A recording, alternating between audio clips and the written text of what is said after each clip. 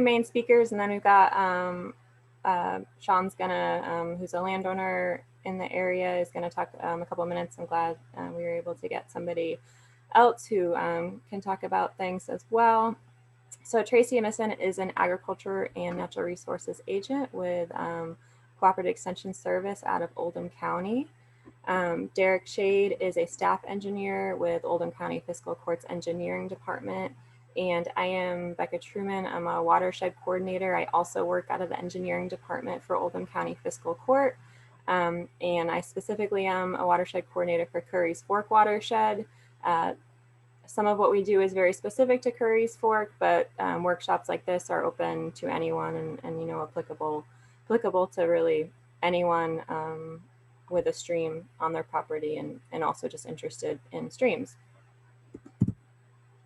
So I said I was getting a little ahead of myself. So I wanted to just remind everybody this is going to be recorded.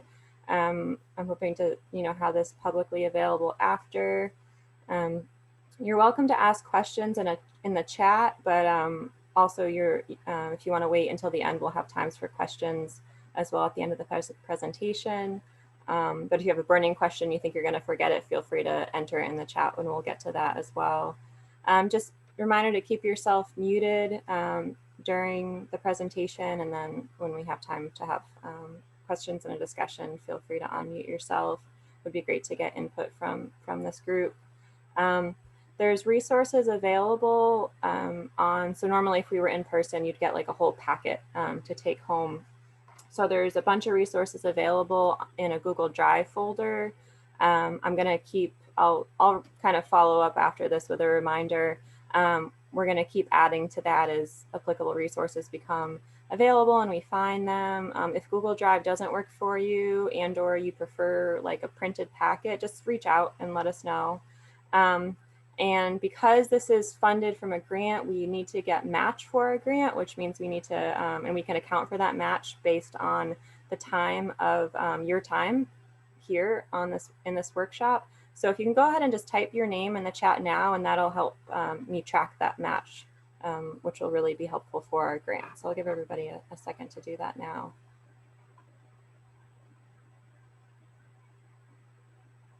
And it looks like we have some more participants. I only can see so much here, so welcome if you didn't hear that yet. And you can see just a few things to know on the slide here, and go ahead and type your name in the chat now.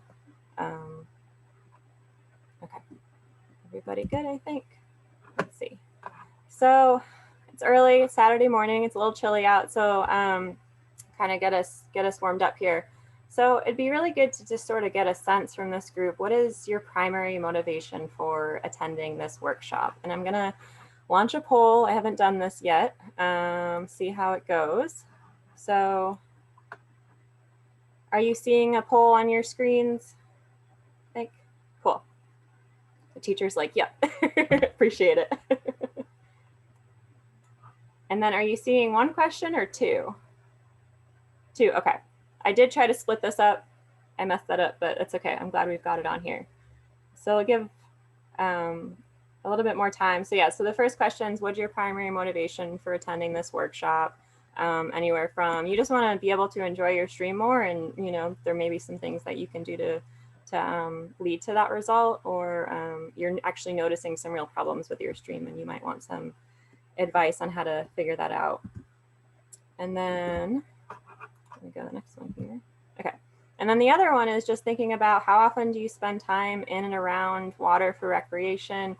I focused on the last 6 months just because we're in a very kind of before and after COVID time way we're thinking. So not necessarily needing to get the past 10 years of your life, but you know, based on thinking about where most people are, have been over the past few months, it'd be great to think about that as well. And I'll wait just a few more seconds. I can see the results coming in, so I just want to give people a little bit of time for that. All right, I think we're okay. Hopefully that made sense. I'm going to end it and I can share the results. Okay, great. Let's see if I can expand this so you guys can see that. All right, so we've got most people here have a concern for property loss and erosion, which is completely what we expected. And generally when, you know, nothing's important until you have a problem, just because that's how life goes. We don't always have the capacity to be proactive. So that's completely understandable and good to know. Curious about the other. I'm sure there's some things in there I missed. So feel free to type in the chat if you were one of those other people. It'd be good to, if you're comfortable doing that, get your thoughts. And once every couple of months, we're actually spread out quite a bit here between, you know, not at all. That's understandable as well. It might not make sense. Or maybe you have a stream in your backyard and it makes sense to go out to it every week or month or something. All right, so I'm going to stop sharing those and move on. Let me see if I can, hopefully that will save. Okay. Where are we here? All right. So I think it's really important in presentations to kind of start with the take-home points, like what are we really trying to talk about here? And hopefully as we go through the presentation, that'll be well conveyed and explained more thoroughly. So just remind, streams provide essential services that are really important to support our quality of life. And the overall health of our streams is declining. I'm going to kind of cover this a little bit more. When we think about well-functioning streams, what they really need is they need space to move. So, you know, we think of that as our floodplain and a riparian buffer. So some type of vegetation securing our stream banks. And Tracy's going to get into this section here. And Derek's going to talk about stream health as well as the fact that stream maintenance is the responsibility of the landowner. And kind of our big idea here is that creating a no-mow zone along your stream is really the simplest and most effective way to improve stream health. All right, so Sean, I've got you up here if you're ready. Sean is a landowner here in Oldham County, and I've been to his property once. This is his riparian buffer he's created. So I think it's important to not just hear from people like me and Derek and Tracy, but also people actually doing this with their property. And so Sean, I'll give you a couple minutes to chat if you're ready here.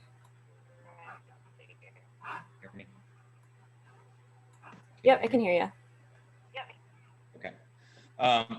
So we bought our property about 5 years ago. And when we first moved here, you know, one of the main Sean, you might want to take you might want to turn your video off. I think the bandwidth is not gonna. Let's try that and see. Is this better? Yeah, I think so. Okay. So we moved in here about 5 years ago, and one of the main draws for us was that it had a year-round creek going through our property. Because I wanted to use it for irrigation, for garden, for trees and whatnot, kids to play in, etc. And when we first moved in, I mean, it was just grass all the way up to the creek bed. And in the beginning, there were a couple of really heavy storms when we first moved in, and we were noticing an extreme amount of erosion just right off the bat. And so I talked with a friend of ours that does waterway restoration, and so she came out and, you know, looked at everything and suggested all these things that we've been trying to do as time and money allows. And so one of the first things was we stopped mowing right up to the creek. You know, we let it grow out as not as much as we could, but something that was acceptable, I guess, to me and my wife. I wanted more, she wanted less, so we compromised. And so we've been letting it grow up, but I mean, we're still seeing a lot of erosion. I would say in the almost 5 years we've been here, we've lost several feet on each side in just 5 years. And we planted a ton of trees around. We've got willows, we've got river birch, along the creek in what we thought were key areas where we saw the erosion, and then as well as just trying to let it grow up and see what happens. Um, yeah. So I don't know if that's kind of the background that you wanted on where we are right now. Sure, yeah, absolutely. Anything else you wanna talk about? Oh, You're welcome. as far as like what's going on upstream. Well, okay, so I'll kind of intro this by saying so. Um, Sean's property looks amazing. If you've driven on 22, you've seen it. Um, and Sean's also a very good example of within his property boundaries.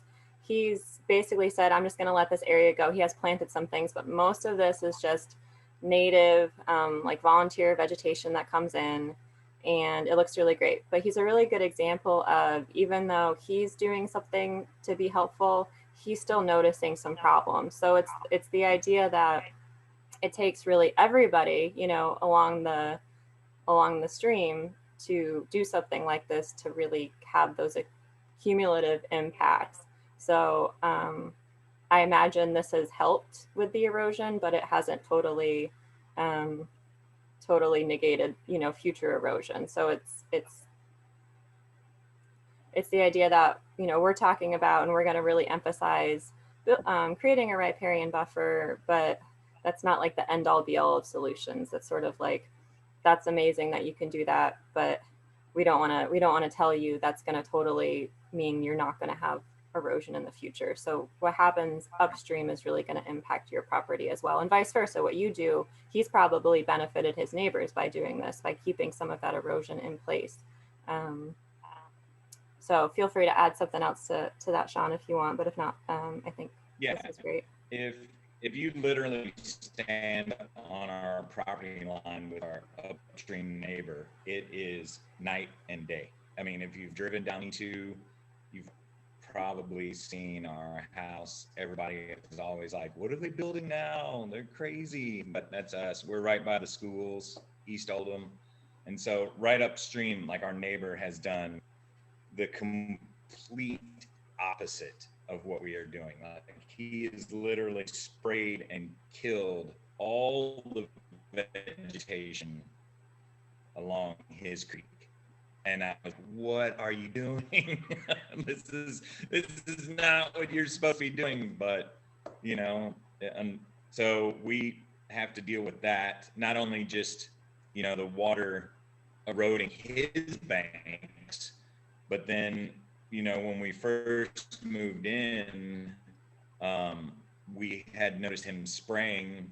He walks around with a backpack sprayer on his 17 acres, and he will literally spray every weed on his 17 acres with his backpack sprayer. And so we noticed that he had been spraying, and then like a week later, all the crawdads and fish and frogs were dead in our.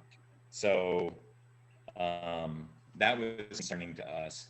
Um, but yeah, so upstream, that's what we're dealing with. And then just downstream, not adjacent to us, but the next property over, just recently they did the same thing on their property that our upstream neighbor did. And I'm like, what is going on, people? So yeah, that's kind of what we're dealing with. We have auxiliary kind of stream runoff from the schools that also puts in a lot of water during heavy rain events. So we're kind of trying to figure out how to mitigate that as well. So, which is, I've talked to Becca about trying to get the school to do a rain garden right there as well, to kind of try and help with that as well. So I don't know if there's anything else to add as of right now that I can think of. Yeah, no, that's great. I appreciate that. Hopefully, it kind of makes sense to people. If there's, let me look at the chat for a second. And when you start to when you start to do things on your property, I think that's when you notice what other people are doing on their property sometimes, and saying, you know, man, I'm trying to benefit this area, and now somebody, you know, right upstream for me is doing something different that's making it harder for me. So that's kind of the idea. But thanks, Sean. I appreciate. I know you gotta get going to do some things. But I'll follow up with you after. Okay. All right. So now we're start thinking about these things. I wasn't sure if Sean was going to be able to make it, so I'm glad he was. So while we're kind of still getting started here, thinking about just getting us in the same mindset of where is our water on this planet. You know, we're all familiar with the water cycle, but we're probably most familiar with precipitation and then maybe runoff. It's really easy to forget that there's a lot of water under our feet, and also the role that trees play in transpiration, basically evaporation. But with trees, we notice that difference when we are around, you know, in a forest or even around a lot of trees. So water's everywhere. It's in different states of matter and in different locations throughout the planet. So more specifically, thinking about where is the Earth's water? I mean, we know we have a sense of in our mind of, you know, we don't have a whole lot of available water that we can actually drink and use. But just to remind us of how big of a difference that is. Now I'll just remind, this is from 1993. Not to say it's a whole lot different now, but it could be. But this is more to have that kind of visual breakdown. Basically, we're looking at 2.5% fresh water on our whole planet. Of that, 1.2 is surface water, and of that 1.2, 0.49% is really what we're seeing in our rivers and streams and as surface waters. So it's really a very small amount, even though we see it all around us. So kind of keeping that in perspective. I'll show on the next slide. So groundwater is about 30% of that freshwater amount. So way more of the water that's freshwater is groundwater. And then, you know, a lot of that is glaciers and ice caps. Although, like I said, I don't know what those numbers are today. So stream. So what is a stream? By definition, a stream is a body of flowing water. And this is really the intersection between our groundwater and the surface. That's where our streams live. That's where we find them. And I'd mentioned that 30% in groundwater. So remembering that there's a lot of water under our feet at all times in our groundwater table, and it fits within all those different soil and sediment and gravel layers, and within the rocks, and all the way down to our bedrock, wherever it can fit. So just remembering there's a lot of water under our feet and all around us. Okay, and so what do streams do? Streams have a lot of, I mentioned, you know, streams provide a lot of ecosystem services for us. It's easy to kind of forget how important our streams are. Just kind of going left to right here, thinking about, well, they dissipate energy. This is really important for flood control, flooding, and having all of a sudden you might have water in your basement. This might have been, you know, talk to people in Oldham County where they moved into their house, and then, you know, 20 years later, all of a sudden it seems like they're in the floodplain. That wasn't the case 20 years ago. So streams help to disperse that huge amount of energy of that flowing water.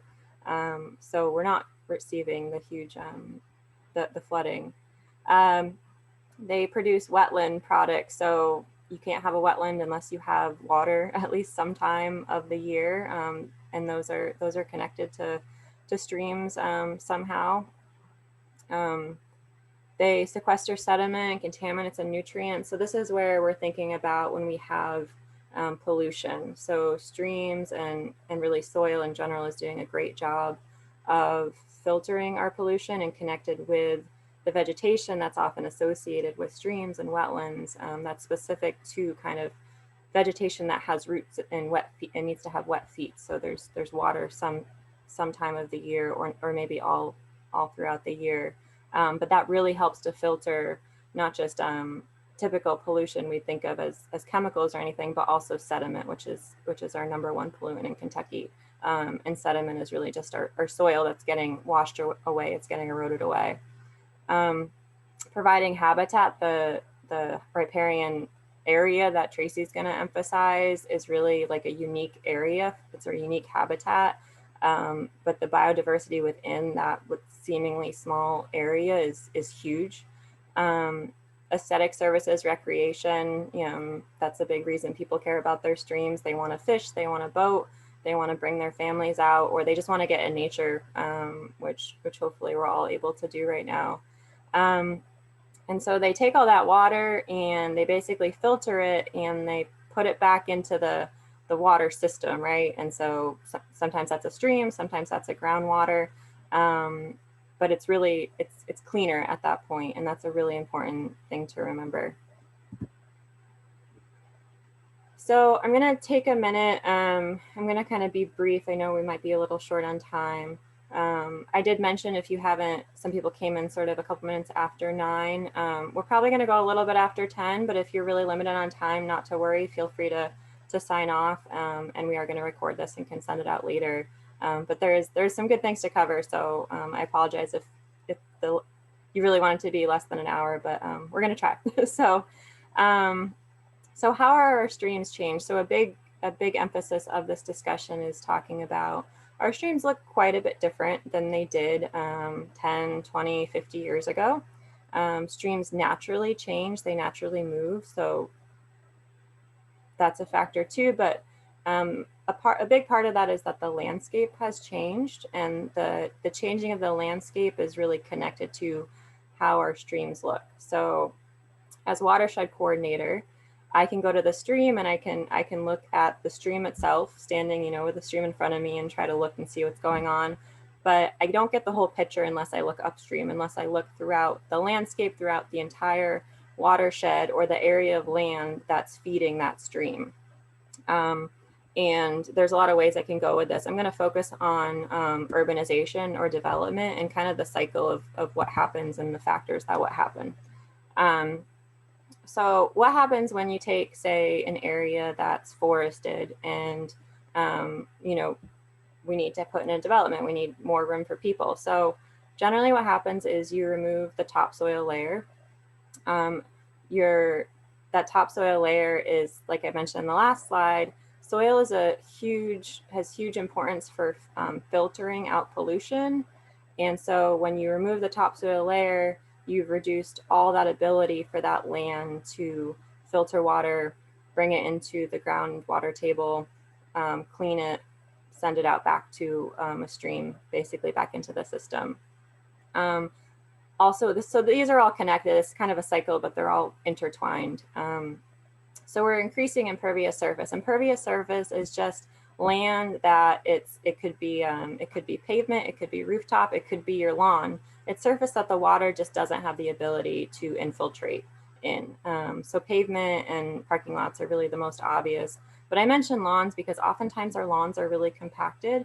So you might see water, you might see it rain and the water basically pools or sheets off is a really common way that we notice that our lawns and our vegetative areas that we would hope would help to slow down that water really are not working well.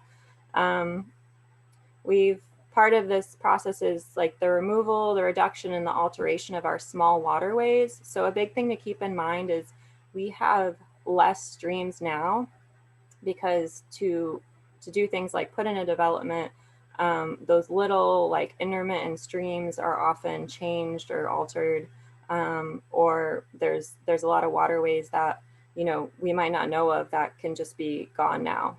And what this does is that, so we have less streams and we're sending more water directly to the stream. So if you've been at your property and you have a stream in the backyard for a long time, you can probably attest to this. Our streams are receiving a lot more water. And this is all connected to this process of just reducing that infiltration capacity of our land upstream. mentioned talking about how streams help mitigate those forces. So when we have more water, naturally, we can imagine we're going to have a lot more force going down into our streams. And what this does is these forces kind of push against the stream banks and they eat away at them. So most of our erosion is really actually occurring directly from the stream. It's coming from the stream. We're also part of this is minimizing habitat for for wildlife, not just intuitively by have a development or a house here, but also along our streams. A lot of our streams, as Sean talked about. Oh, and he's got a picture right now. A lot of our streams that Sean like Sean talked about, and what you can see throughout the county is we have a lot of streams just mowed up right directly to the stream. So that reduces habitat and that riparian habitat as well. And kind of lastly here is we're increasing our pollutant load. So thinking about as a landowner, you want to fertilize maybe your lawn, you want to fertilize your garden, oils from our cars. So these are all things that kind of connect. This isn't placing blame. This is just sort of the reality that we're in, and important to be aware of that. Coming into a landscape, this is what happens. And so we're talking about streams, but it's really important to kind of take a step back and look at the cycle of what's happening. Okay, so just a quick history. And I talked about development in the last slide, but you could talk about other land. You could talk about agriculture or different land uses as well. I'm not just saying that's the only thing happening, for sure. So in 1972, the Clean Water Act started, and this was to control pollution and the idea that we need safe and clean waterways. If I wasn't alive then, I can't attest to things in person. Maybe some of you can, but we had things like chemicals just going straight into our waterways, rivers on fire. So, so this was sort of the beginning of that big effort to say, let's try to protect our streams more and reduce all of the polluting that's happening. And this quality has been measured and tracked since this time. And I think this is my last slide, and then we'll go on. So kind of a state of the stream. So the idea was that we needed to take actions to protect our streams. And the reality is we really didn't do a great job. So we have a lot of unintended consequences to the way that that we're managing the land, and that results in waterways that really don't support those ecosystem services that I described.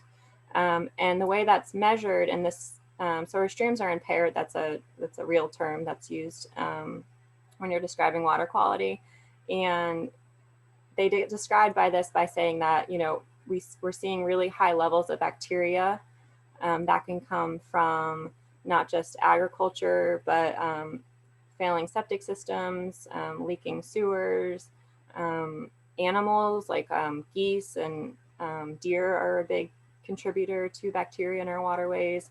And then thinking about how this impacts wildlife, well, we're decreasing the oxygen levels in our waterways, and aquatic wildlife need to breathe too. So there's all these things happening, and oftentimes those oxygen levels are decreased because well, a few things.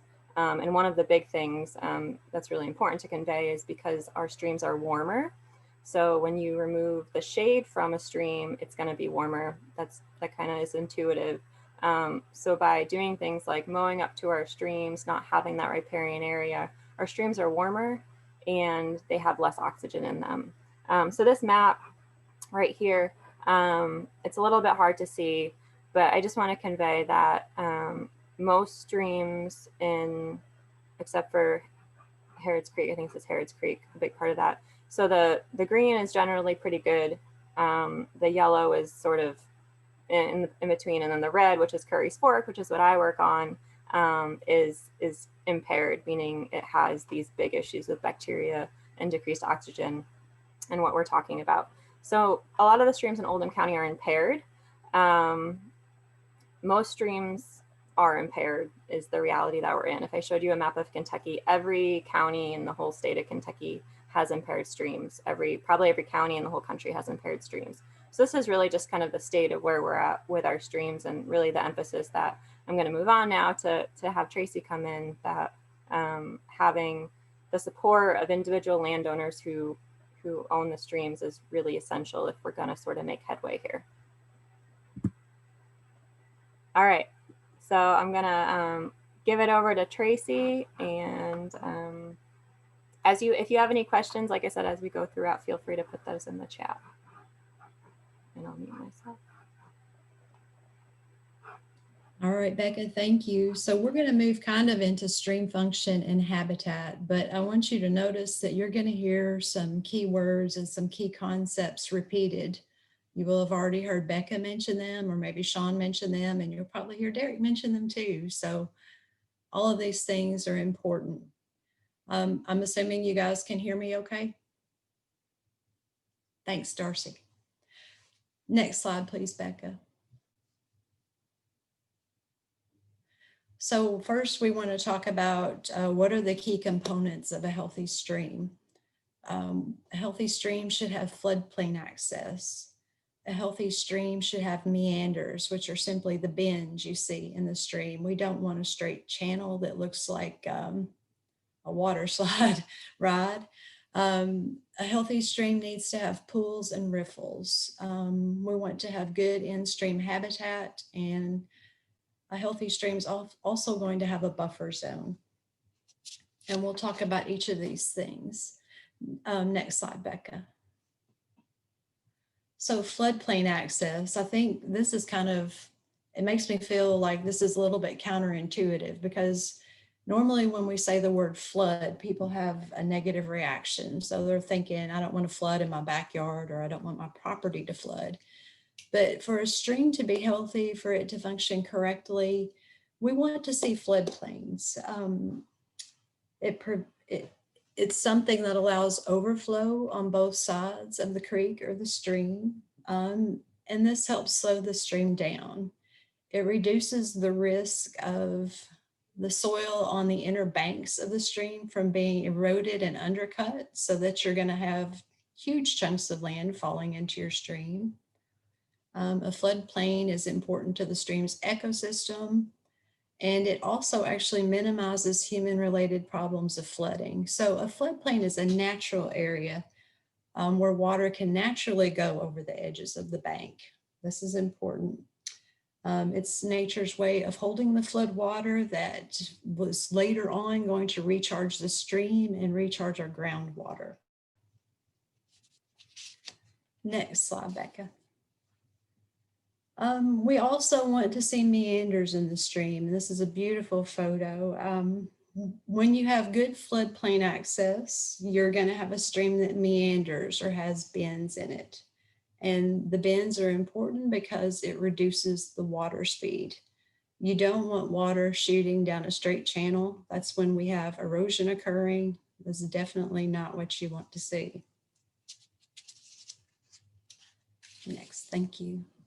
And before we talk about the in-stream habitat, I do want to mention riffles and pools. A riffle is a place where you have a big rock or a big log in the water that is, you have water moving fast against that. Those objects actually break the water's surface and help put oxygen back into the water.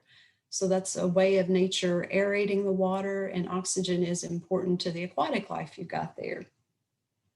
And then pools are simply kind of what they sound like. A pool is when the water is hitting a big rock or a big log with force and crashing down on the other side. It carves out a pool over time, and that's important for some of our aquatic life too. Also want to say that, logs in a stream are not a bad thing. Fallen logs create part of the habitat that we want to see. And leaf mat is also important for the habitat we want to see. Now, on the flip side, I don't want you to think that, or I don't want this to mean that you can go dump all of your yard leaves, all the leaves you've cleaned from your yard. You don't want to dump those in the stream in an attempt to create this habitat, because that could choke the stream or block it and cause different issues.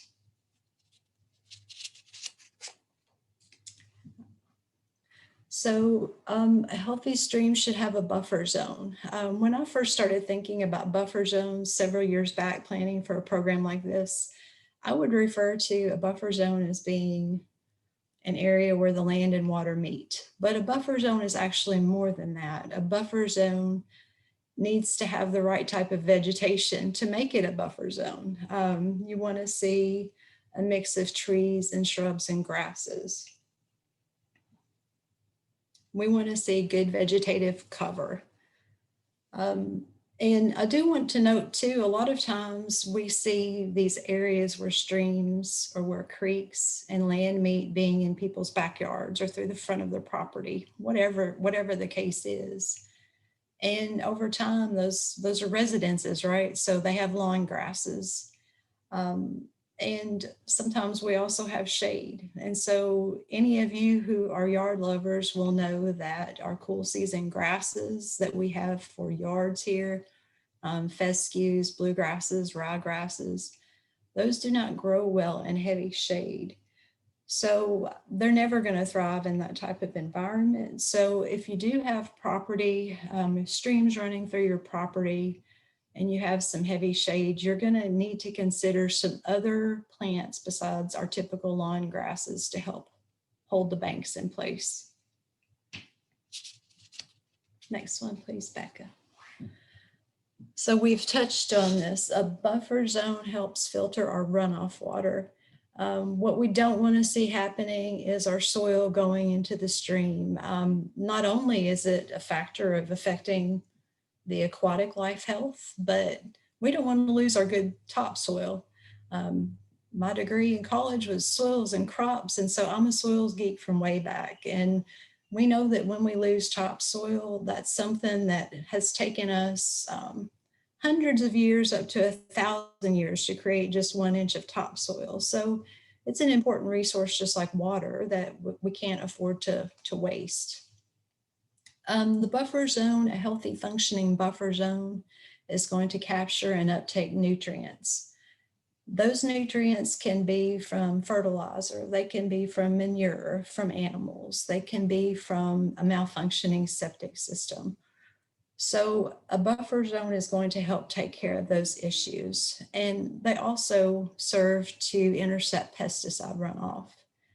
And this is a good time to remind everybody, the land bordering your streams or ponds, you don't want to be applying fertilizer all the way up to the edge of those. You want to leave a minimum of 10 feet, I would say 25 feet if possible. I know that every homeowner's yard is not going to allow for that. But on some of our other small acreages, the bigger, the wider buffer that you can leave between where you spray or where you fertilize and the water is going to help you improve your stream health. All right, Becca. So we've touched on this. A buffer zone is going to protect your stream banks from erosion. It slows down the water so it's not cutting out the banks. And when we have good vegetative roots, deep roots, they're going to help hold the soil in place as well.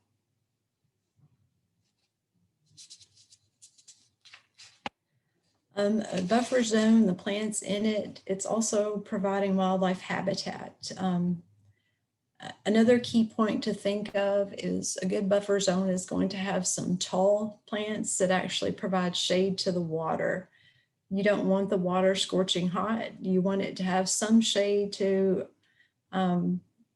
give good value of the habitat for the aquatic life, but also when you have sunlight heating the water directly, especially in shallower areas, that's when we see algae occurring in ponds and streams, and we get into conditions that are not healthy if it's glutting the water source. The vegetative production is also giving wildlife food sources, and it can also be shelter when you have trees along a water line for our birds like owls. They're pretty cool. So again, a buffer zone is going to reduce flood damage. Our floodplains are going to store flood water and serve to provide a groundwater recharge at a later movement and slow water movement. And then to recap, a healthy buffer zone is one that has good cover, good plant cover. It's going to protect the stream or a pond bank from erosion and loss of soil. It's going to improve the water quality. It's going to improve wildlife habitat. Hopefully it's something that's pleasing to look at. And a lot of times this may increase the value of your property. I'll touch on the next slide a little more on that. So tying in with what I just said, a lot of times we think, okay, if we have any type of cover near our stream, then it's a buffer. But the grass that you see in this photo is an example of our lawn grass. And when we think about lawn grasses, the fescues, the ryegrasses, the bluegrasses, the root system of those plants is only going to be about 3 to 4 inches deep. And so it's not really doing a lot to hold soil in place. The other problem I see with this photo is that the landowner has mowed really, really close.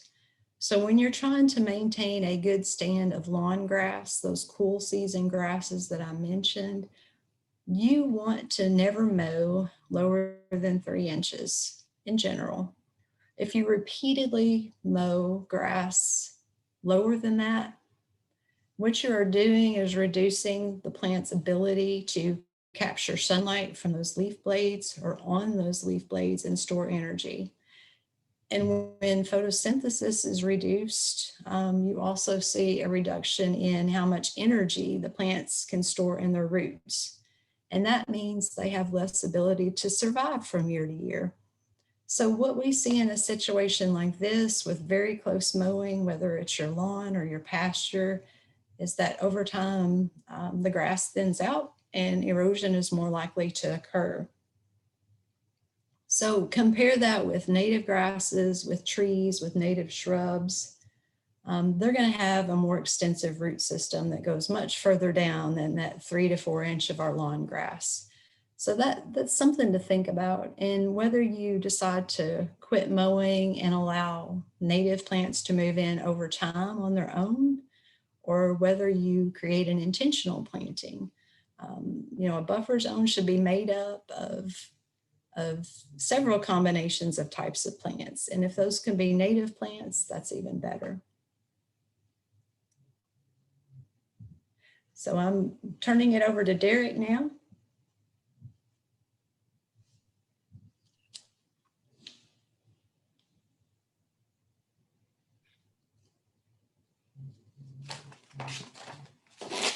All right. Good morning, everybody. My name is Derek Shade. Can everybody hear me okay? Great. I'm a staff engineer within the Oldham County Engineering Department. And now that Tracy and Becca have provided you all some great information regarding importance of streams, stream anatomy, and buffer zones, the next part of the presentation is going to focus on steps to improve and maintain your stream. Next slide.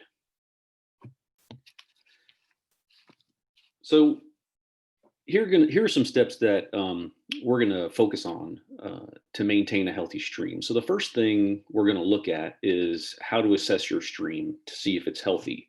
If it turns out that it's healthy, no actions may be needed by you to keep that going. However, if your stream is unhealthy, we're going to discuss some passive actions and some active actions that you may be able to take in order to improve the health of your stream. Now, a lot of these passive actions that we're going to talk about are generally low cost and low effort, which the majority of people really like to employ. And then we're also going to talk about a lot of active actions. Now, these active actions are going to range from low cost, low effort to high cost, high effort. So A lot of these actions will fit just about any budget or time that you may have. Next slide.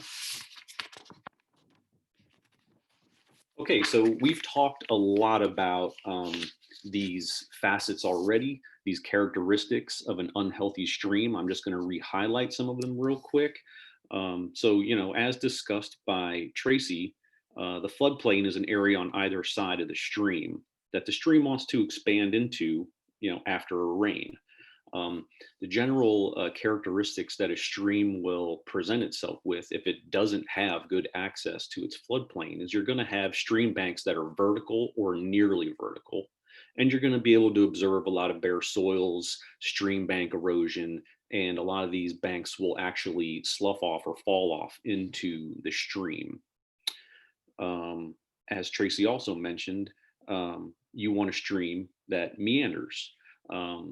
You don't want a stream that is channelized, straight or nearly straight. The best way that I like to think about this is an analogy of a downhill skier. When a skier goes down a hill, the skier goes back and forth across the slope. It stays at a really nice slow pace and then doesn't have a lot of energy as he goes down the slope. Now, I guess you can quickly see what happens if that skier just points his skis directly downhill. He is going to pick up a significant amount of speed and energy. Well, stream water is exactly the same way. The negative effects of that stream going directly in a straight line is that it does the exact same thing. It will pick up velocity and it will increase the potential for erosion on the stream banks. So that's why we like to have a stream that meanders. So if you have a stream on your property that doesn't meander, you might want to think about trying to get it back into a meandering state. Tracy also mentioned buffer zones. Unhealthy streams generally do not have these buffer zones. So if you have a stream that there's no vegetation or trees or habitat, if your stream is being mowed right up to the edge, or you observe bare soils on your stream bank, you probably lack the buffer zone that we like to see. And then some other characteristics are, reduced in-stream habitat, which could result in no or limited aquatic organisms. Next slide. So I think Becca has posted this and it's just a tool that we developed to help you assess your backyard stream. And as you can see, it has a lot of the categories that we just talked about.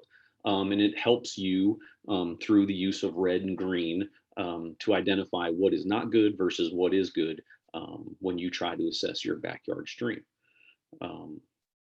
Next slide. So we're going to use some of these concepts on some streams that I found in Oldham County and took a picture of so that you all can be aware of some of these characteristics we just discussed. So I'll try to go slow. I don't have a pointer available since Becca's controlling the presentation. So there we go. Thank you, Becca. So as you can see in this photo, both stream banks are vertical or nearly vertical. Now this really inhibits the stream from accessing the floodplain, which is on either side of those banks. You can also see that there are bare soils present on both stream banks and that mowing is occurring right up to the stream bank here. One last thing that you can see in this photo that we did not talk about is on the right bank, you can see a big strip of brown grass, which leads me to believe that this property owner is spraying weed and grass killer right up along the edge. This is a common occurrence throughout Oldham County, and it really worsens the health of your stream, and it allows for additional erosion to occur. Next slide. Okay, so now here's an example of a pretty healthy stream. Now I took this photo in the fall or winter, and so you don't see a lot of vegetation, but I know that the buffer here is present in the spring and summertime, so you'll have to just take my word on that. So as you can see here, we're going to go through some of the similar characteristics. So you can see here on these stream banks that they are not vertical. They are they're laid back. So so after a rain and additional water comes through, you can see that they have excellent access to the floodplain. And you can actually see in the upper right portion there, you can see a lot of the grasses that are laid over.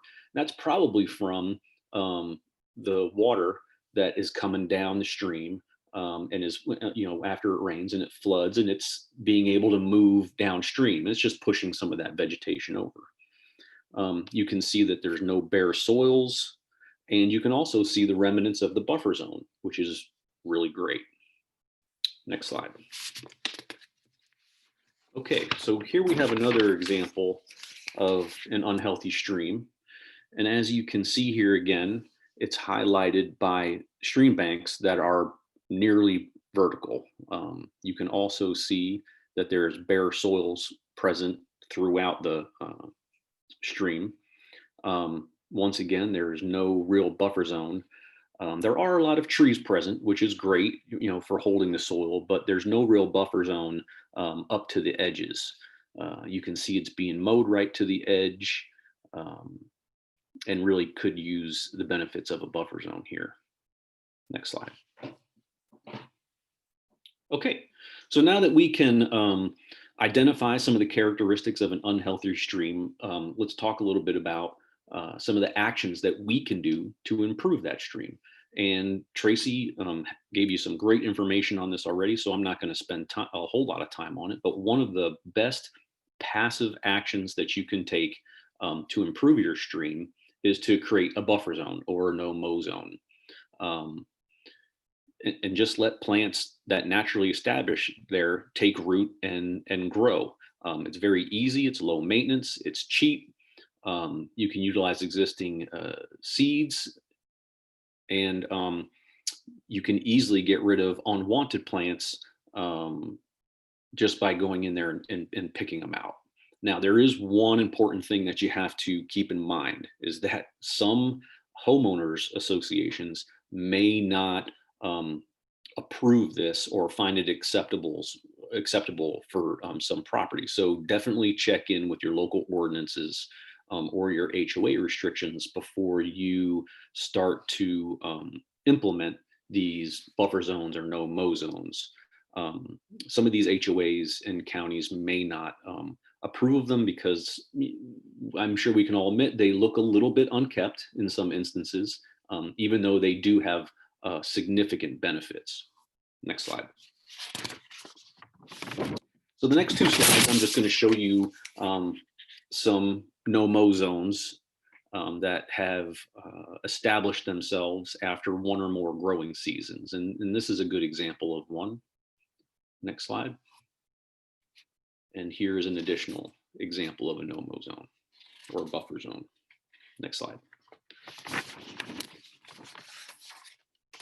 Okay, this is just another example of a passive action that you can take, and it's just to allow the stream to flood, meander, and habitat to develop naturally on its own.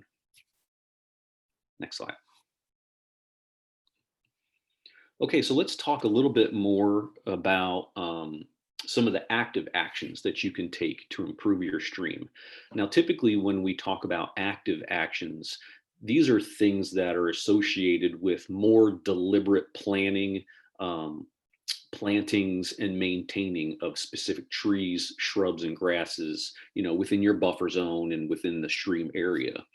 Now, this deliberate planning usually requires 6 steps. You usually want to do a site assessment. You want to have a development plan for the plants you want to put in there, just to make sure that you're using native plants. You want to do some site preparation, select your plants, and then plant, and then protect and maintain them. Now, I'm not going to go into a lot of detail about these 6 steps, but a lot of the documents that Becca is providing online will go into a lot more detail how to accomplish this. So I encourage all of you to look at the literature provided. If you want more guidance and detail on how to go about these 6 steps. Next slide. Okay, so here's an example of a property owner that has done some deliberate planning. So as you can see here, the stream goes down the middle here, and it actually meanders in the 2 different directions. So it has not been channelized. It actually meanders very nicely. You can see that both the right and left side banks are not vertical. They're laid back at a very nice slope. So if any increase in stream water comes through, it can access its floodplain very easily. And you can see that there are a lot of native plants and trees within the buffer zone here that they have actively selected. And they've also added some mulching here to reduce the amount of bare soils present. So, you know, a good mulching will also reduce erosion from rain and things like that. So, like I said, just one great example of some deliberate planning and active actions. Next slide. Okay, so another thing that you can do is deliberate stream maintenance. A lot of times we get a lot of phone calls regarding logs in the stream and log jams and things like that. And we try to give some good direction as to how to actually conduct maintenance on these things. So you don't actually have to remove all of these logs and log jams. You can actually use it to your benefit. So you can arrange fallen logs to protect stream banks and clean up litter and things like that that are also in the stream. So I'll give you a couple examples. Next slide. Okay, so the benefit of logs. We have done a project, which I'm going to show you here in the next few slides, to help the stream by actually stabilizing the banks to prevent erosion. Setting these logs in various locations can also create pools and slow the flow of the stream in various areas. This will also create a lot of habitat for your aquatic species. Sorry, I'm getting some background noise there. I'm not sure if everybody's muted, but so just check your audio. And a lot of these logs will also allow nutrient, it'll also benefit because it'll add nutrients, carbon and nitrogen into the stream. Next slide. Okay, so what about log jams? The first thing to do is to actually determine what the problem is. We get a lot of phone calls in Oldham County that people have log jams. Some of these log jams don't really pose a significant threat, but others actually might pose a significant threat because they can actually reroute the stream or redirect the stream into places that you really don't want them. So the first thing to do would just actually get in there and see what exactly is happening and how big the log jam is. If it is a log jam that you feel is redirecting the stream or creating the stream to flow where it naturally doesn't want to go, you may be able to do a one-step removal process, which means you don't need a permit to do that removal. I'm not going to go into a lot of the details regarding that one-step removal process, but I believe Becca has posted it in the literature section so that you can go through it after this presentation to get some more information on that. But in general, it's usually a one-step removal process is you have to have one point of entry for machinery. You can't remove the stream bank or stream bed material, and any material from that log jam should be deposited outside the flood zone. So as long as you're following some of those general requirements, no permit is required for doing that kind of maintenance. Next slide. So this slide is just going to show you how Oldham County had a project and how we just simply placed some of these logs to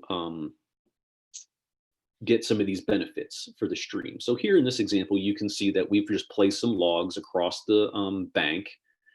And what this will do is it'll trap sediment. It'll also help protect the stream bank. It creates some habitat. and it'll also trap some nutrients and generate some nutrients for healthy aquatic environment. Next slide. Okay, and here's another example. You can see where we've placed logs in and around and behind some trees to help stabilize the bank. Next slide. And here is also a very good example of log placement and limb placement to stabilize a stream. And these things are very easy to do as long as the limb or the fallen tree is not, excessive in size. Next slide, please. Okay, so now these deliberate actions, these active actions, this is where the cost is going to depend on what you really want to do. So a lot of the things that are involved with this type of active stream improvement is usually engineered. So in this point, or at this stage, we're doing some deliberate grading, we're doing steam bank stabilization, and we may even be doing some stream rerouting. So when you're doing these type of things, you want to try to make sure that your stream banks are a 3-to-1 slope. And this basically means for every 1 foot high, you want to have 3 foot horizontal for your slope. Okay. You're going to be installing various erosion control measures, such as erosion control blankets to help reduce erosion. And you could be doing some soft or some hard engineering.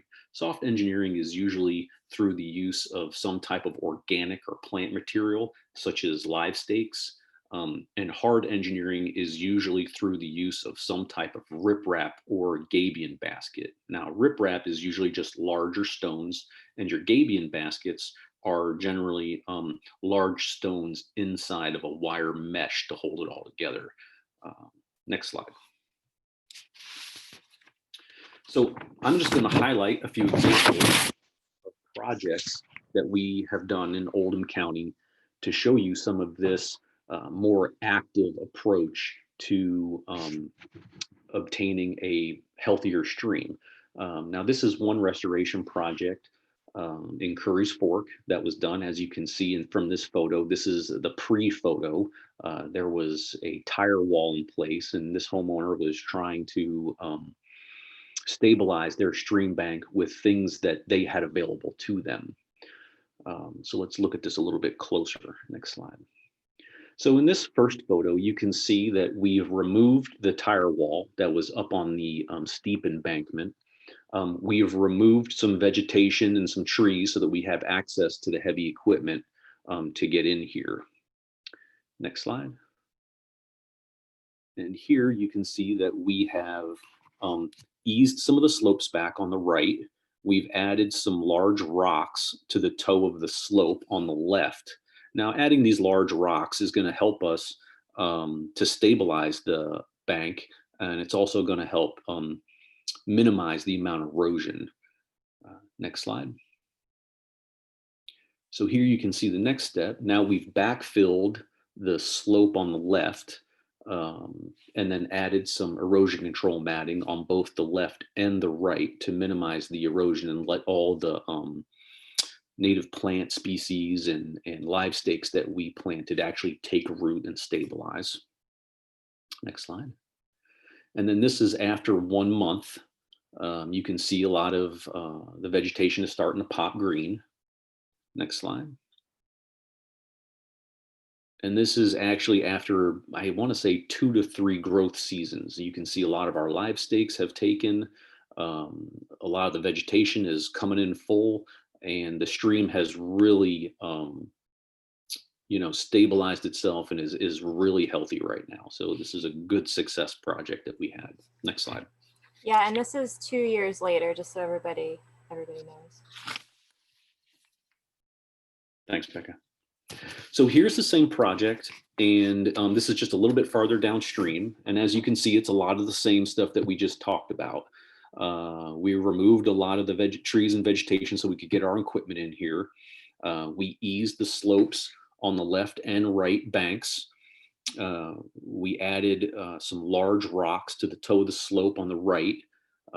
This is where the stream, when it comes in, is going to, hit the bank the hardest and want to, erode it out. So we've hardened it up with some large rocks, typically called riprap. Next slide. And then as you can see here, we've backfilled it with some dirt and things like that. We've added erosion control blankets, and this is about after a month of growth after about a month of growth. Beck, I don't know if there is a question, it's kind of pertinent. I don't know if you want to answer that. They're asking where the specific location of this project site is. So this one, so they're both part of South Fork, Curry's Fork. The first project was off of Ballard Court, and this one is Clark's Point. That's off of West Moody. If you're driving on West Moody towards, I guess, Lakewood Valley Treatment Plant, it's on the left. There's like a little field as you go over the curve, and then there's a park there too. Okay. If that's not clear, just send me a message and I can send like a map or something. Happy to do that. Okay, so then this is the same location after 2 years of growth, seasonal growth. So it's looking really great. Next slide. Okay, and this is the last one I'm going to review with you. This is another area where you can see the stream runs right alongside of a local road. And if you, next slide, you can see it's coming very close to the road. And it was creating a problem where we were starting to get concerned that it was going to undermine the road. So we really had to get in here and do something. Next slide. Okay, great. So here we are. You can see that, same as the other two sites, we got in here, removed a lot of the vegetation, eased the bank on the left side. We actually moved the stream a little bit away from the road here. So you can see we moved it from where it was right up close to the road to the left a little bit. We added, once again, rocks to the slope that was going to receive the most of the stream impact as it went through the turn. And then we backfilled it. Next slide. And here you can see, like I just mentioned, we backfilled it. We added some erosion control matting, and then planted grasses and some other vegetation. Next slide. Can you go next slide back? There you go.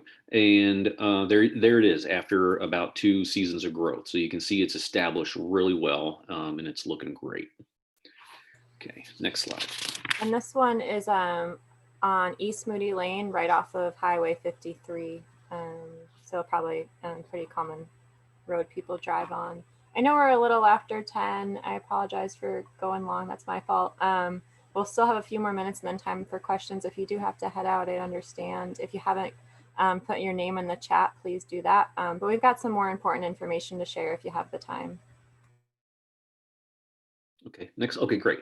So I know some of this can seem extremely overwhelming, what we're describing here today.